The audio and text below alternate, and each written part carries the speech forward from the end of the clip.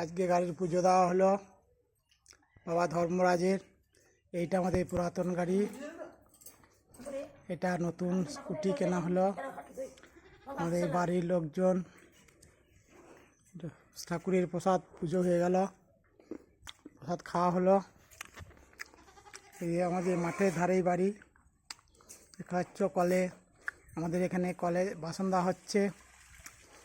এই দেখুন আমাদের শিউলি গাছ, ফুলের চারা, দেখো আমের চারা, এই দেখুন কুমড়া গাছে লাগাচ্ছে। এই দেখো আমাদের কামরাঙা গাছ, এই কাঁঠাল গাছে চারা লাগানো হয়েছে।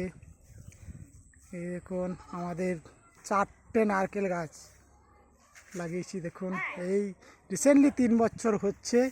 যেমন টগর ফুলের গাছ, এইটা হচ্ছে অপরাজিতা। এই আমাদের ধানের মাঠ, এই আমাদের গোবিন্দভোগ ধান লাগানো হয়েছে, যেটা নবান্ন উপলক্ষে পুজো দেওয়া হয়, সেই ধান আমাদের লাগানো হয়েছে। এবারে দেখুন স্বর্ণ ধান, এই মাঠে আলু লাগানোর জন্য জমি চাষা হয়েছে। এই মাঠে আমার ট্রাক্টরে ধান চাপানো হচ্ছে, বাড়ি নিয়ে আসব।